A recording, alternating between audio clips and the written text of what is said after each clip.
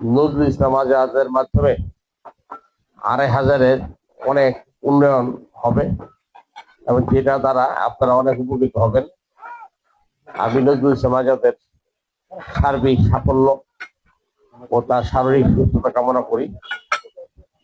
পাশাপাশি আজকে যে ইফতারের আয়োজন করা হয়েছে, যারা আয়োজক তাদেরকেও আমরা ধন্যবাদ ও কৃতজ্ঞতা জানাই যে এই আয়োজনের মাধ্যমে আপনাদের সাথে আমার একটি পরিচিত হওয়ার সুযোগ করে দেওয়ার জন্য। আমি কিন্তু এই 2,500-এর নতুন নই। আমি 1979 সাল থেকেই 2,500-এ আমার পদার্পণ।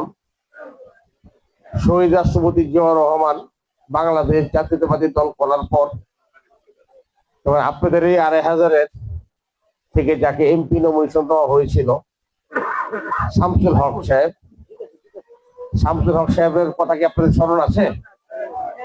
শামসুল হক সাহেবের ইলেকশন করার সময় আমি কয়েকবার এসেছিলাম তার ইলেকশন ক্যাম্পিং করতে।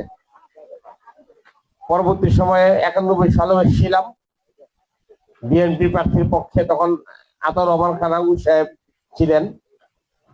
96-তে এসেছিলাম, 2001 এসেছিলাম, আর সর্বশেষ এই কয়েকদিন আগে যে 12 তারিখে নির্বাচন হলো, এই নির্বাচনের কয়েকদিন আগেও আপনাদের 2,500-এ আমি এসে নির্বাচনের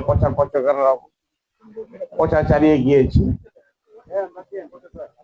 আপনাদের কাছে আমার অনুরোধ থাকবে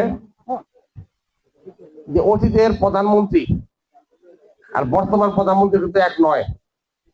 আপনারা দেখতে পেয়েছেন সাধারণত সরকারি আমলারা তারা 10টা-11টার আগে অফিসে যায় না।